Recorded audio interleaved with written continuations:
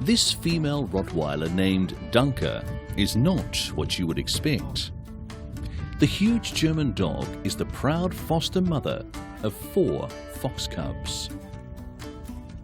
Dunker's owner was approached by the fire service of the small German town Hanya and asked if she could look after some kittens they had found when they cleared away the Easter bonfire.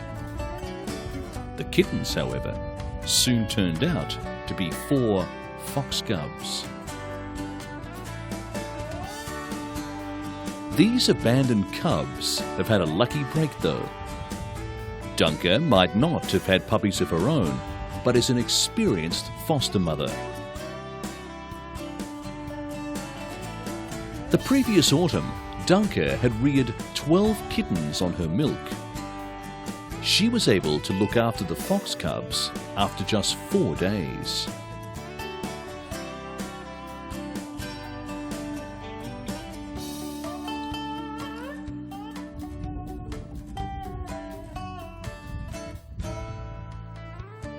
Dunker's owner, Regina Daum, had 2 terriers, and they had looked after the cubs before Dunker had taken them on as her own. The terriers, Emily and Dorothy, had their own puppies, and so had milk left over.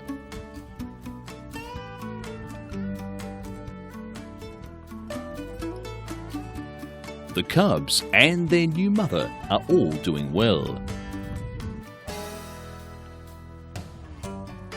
Regina will now have to decide how to continue caring for the cubs. She says she can't let them go back into the wild.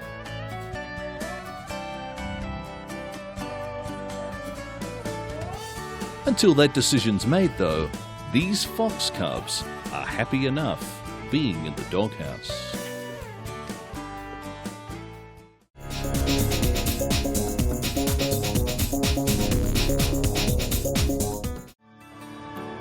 Help has come for Donatella, an Asiatic black bear with an infected nose. Donatella is another animal in the Kabul Zoo to receive help from international veterinarians. On this occasion, Kabul Zoo was packed with families. It was a holiday in Afghanistan. And Donatella, the Asiatic black bear, was playing in her cage following an operation on her broken nose. Sadly, like most of the animals in the Kabul Zoo, Donatella was a victim of someone else's brutality. She was hit with a club in an attack that scraped the skin off her nose.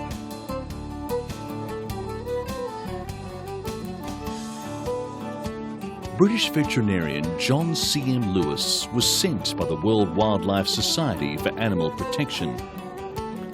He says it will take days before they can finally determine how to treat Donatella properly.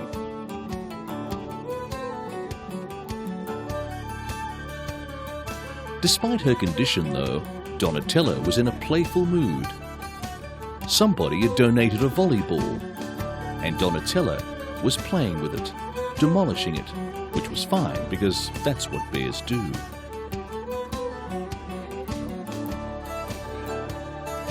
Right now, Donatella's condition is stable, and the problem hasn't gotten any worse.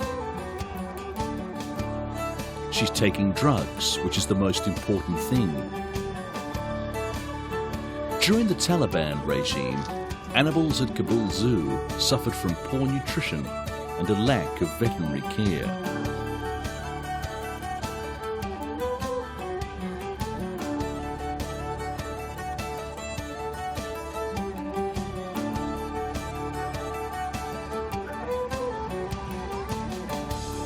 Surgeons say the long-term prognosis for Donatella is now very good.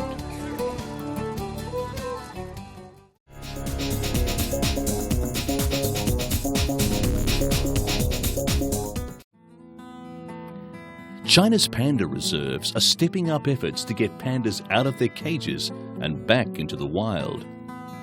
Flying Dragon, otherwise known as Long Tongue, is about to take its first tentative steps into the great outdoors. This cuddly panda has spent all its life behind bars, raised in captivity at a panda reserve in Sichuan. But China has launched an initiative to reintroduce pandas born in these reserves back into the wild.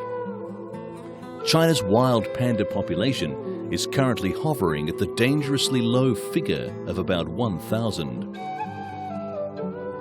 In its first taste of the great outdoors, Flying Dragon looked like a total natural, bounding up trees, over rocks and happily chomping on young bamboo. Experts at the Wulong Panda Reserve say they're trying to bring pandas out of captivity to familiarise themselves with the open and wild environment. Pandas are one of the world's most endangered species, threatened by human poaching, rapid development, and the panda's notoriously low libido. Researchers are hoping to extend this program if the pandas can adapt to the natural world. As for Flying Dragon, getting away from the confines of captivity appears to have been a joyful experience. But experts say that many pandas suffer acute culture shock when separated from their human friends.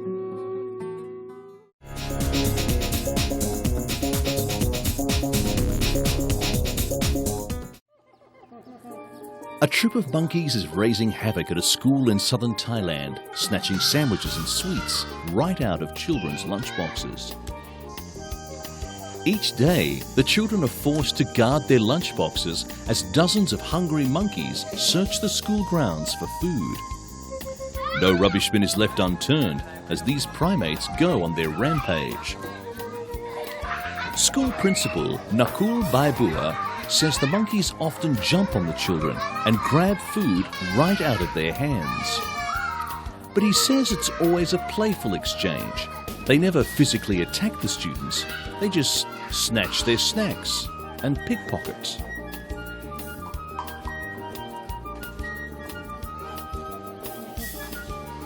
Locals say there are 3 main troops of monkeys, altogether about 200 primates in the area.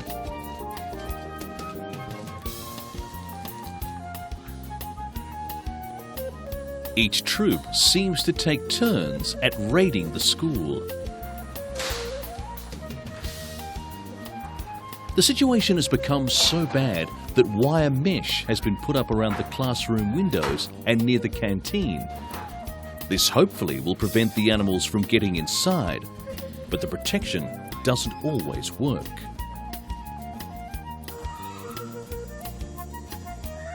The monkey's natural home is a nearby mangrove forest. It is slowly disappearing as the local community spreads out and settles the land.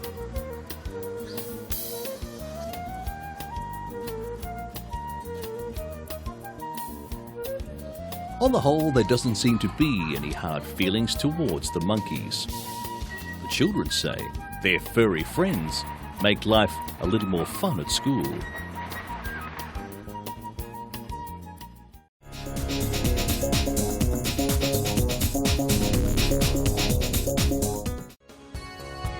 Officials at Jakarta's Ragunan Zoo were showing off the latest additions to their tiger breeding program.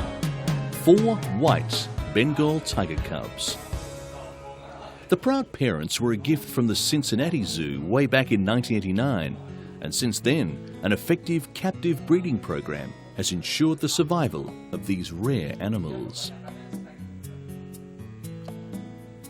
There are presently 21 white tigers at the zoo. Ragunan Zoo has also been successful in breeding Sumatran tigers who are under threat in Indonesia. The wild tiger populations have been decimated by poachers, lured by big money offered for tiger parts, supposedly containing aphrodisiac qualities. Zoo officials are continuing their breeding programs to encourage local visitors and enhance their exchange programs with international zoos. White tigers are a big favourite of the visitors to Ragunan Zoo. But it isn't all smooth sailing. Some of the breeding pairs are getting old, and in some cases, the mothers are not interested in rearing their cubs. But help is at hand in the form of Nurse Maman, who plays the part of substitute mother extraordinaire. He has been at the zoo for over 15 years and takes care of all the abandoned babies.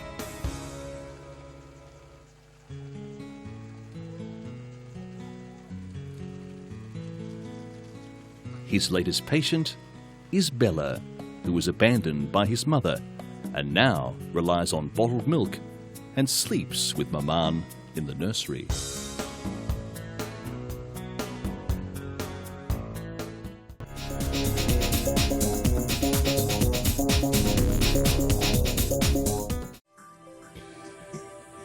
European capitals have become understandably wary of hosting summits.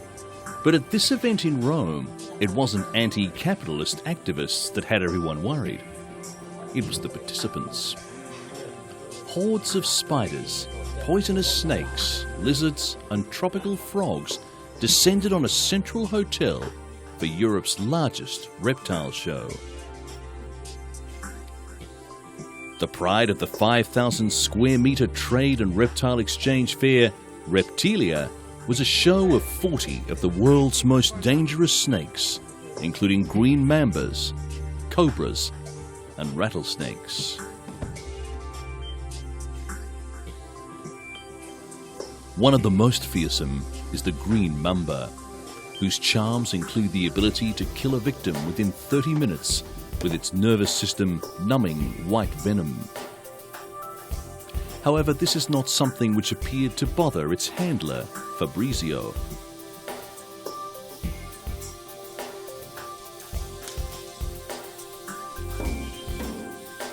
The Special Congress has overjoyed reptile lovers, estimated to be around 1 million in Italy, as well as animal enthusiasts in general.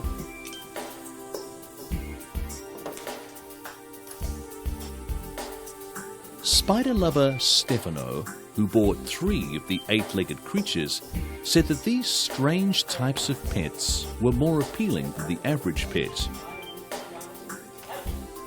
Stefano says these animals are small and easier to look after than a dog. And under certain aspects, they are cleaner and more interesting.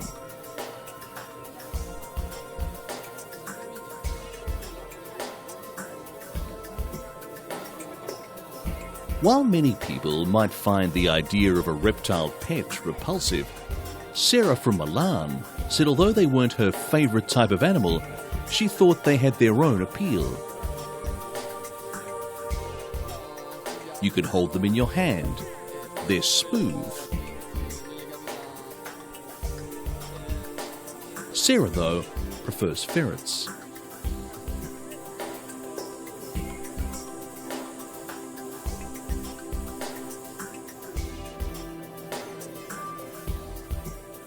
And curiosity even got the better of many children who were anxious to touch and learn about the animals.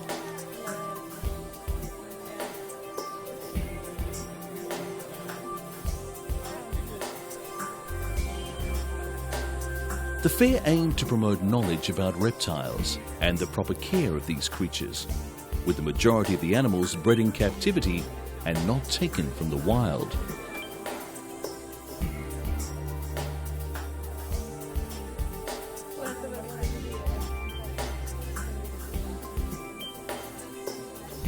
People were also invited to bring their own animals, many of which were bred at home.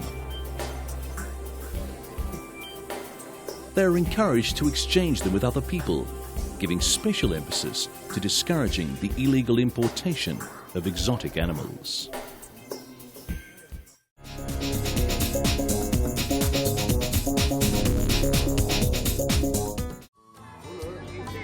A 42-year-old elephant with dry skin has been saved from a wrinkly old age.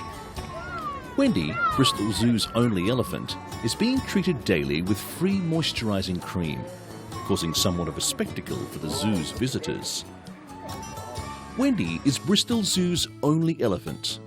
She came from Thailand when she was only 1 year old. Now she's an old lady and not quite as healthy as she could be. Wendy was diagnosed with hyperkeratosis, and vets were worried that the condition was preventing her skin from maturing properly and inhibiting hair growth. They contacted Stifel Laboratories for supplies of a specially formulated moisturizing lotion called Oilatum. Oilatum is regularly prescribed by dermatologists for people with skin complaints, but had never before been used on animals, let alone elephants. The zoo's vet, Sharon Redrobe, prepared the solution for Wendy daily by diluting Oilatum with water. Wendy's keepers then spray the solution on her. Because of her size, Wendy needs large amounts of the solution and apparently enjoys the extra attention.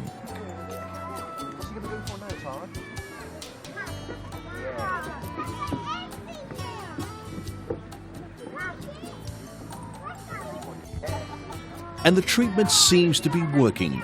Wendy's skin condition has improved enormously. Stifel Laboratories, that make Oilatum, is excited about the success of their product on an elephant. They frequently visit Wendy to check up on her progress. And Wendy needn't worry that they run out of supplies. They're willing to supply her well into her old age.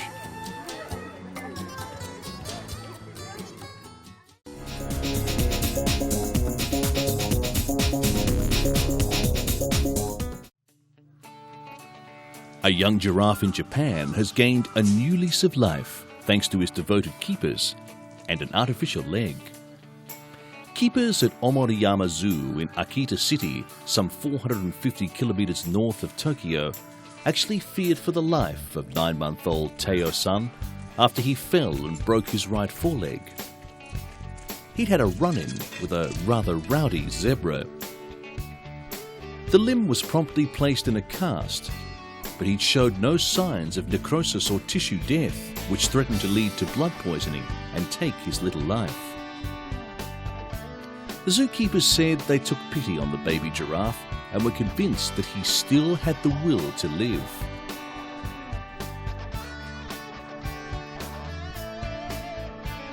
Inspired by Teo's robust appetite, which indicated surprising strength, they took the unusual steps to save his life. Several weeks of experiments followed as the frantic keepers pondered what to do, constructing numerous prototype legs out of materials as varied as plastic water pipes to bamboo, before finally succeeding. Teo's leg was amputated in a 6-hour operation, a massive undertaking due both to his size and the physical delicacy of giraffes, which makes their care difficult. Even though Teo's only a child, he still weighs more than 200 kilograms and stands 2.8 meters tall. Teo was then fitted with a length of bamboo some 10 centimeters in diameter with the bottom of a rubber boot attached to prevent slips. The bamboo is held in place with duct tape and plaster. And Teo has recovered well, although he still favours his real leg. The long-term prognosis is far from clear, since keepers don't know what will happen as Teo grows bigger.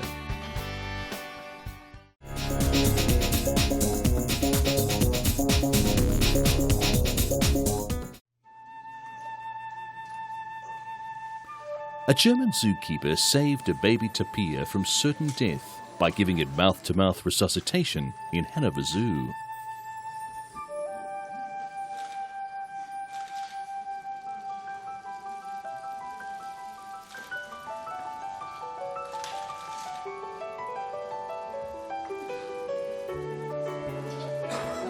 The keeper was present at the birth of the zoo's first baby tapir, a small animal related to the rhinoceros, which has a long, narrow snout and whose favourite food is bananas.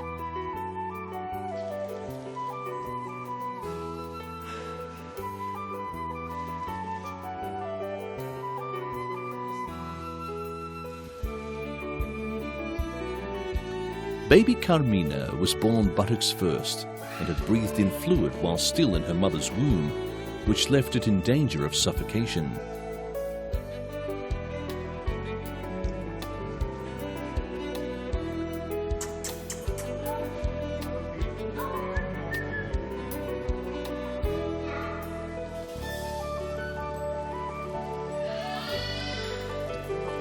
After cleaning the blood and slime from the tapir, the zookeeper held its mouth and gave it artificial respiration.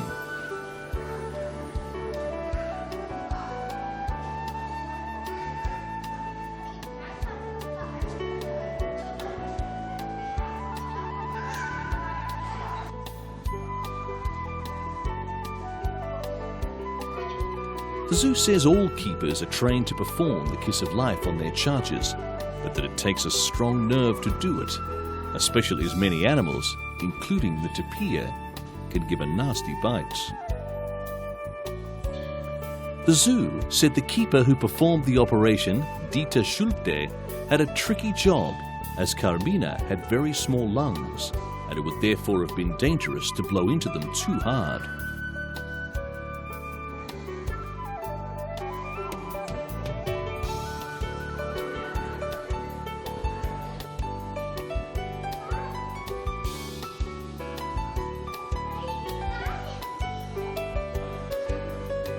Both Carmina and her mother Conchita are now in good health.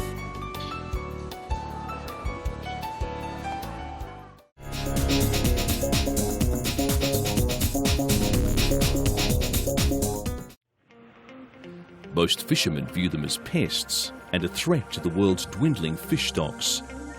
But if this project in Russia succeeds, the grey seal may soon become another of man's best friends. Here at this Marine Biological Academy, a grey seal swims back to the poolside carrying a section of plastic tubing. But Fila's not performing some trick for the benefit of a watching crowd. He's being trained as part of a revived project aimed at using seals in sea rescue and recovery operations.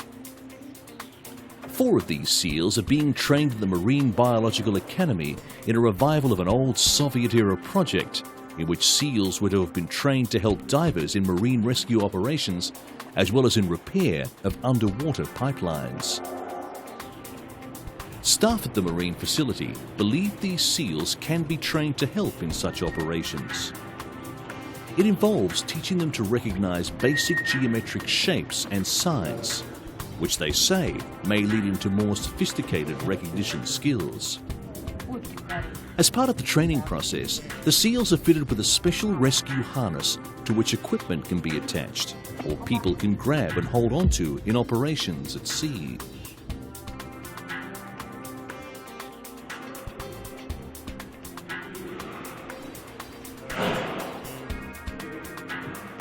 Marine biologists say the seals are physically capable and, if successfully trained, could help divers in deep-sea operations. The Soviet-era project to train seals was abandoned in the 1980s due to lack of funding, but it has been revived with the support of the Russian Navy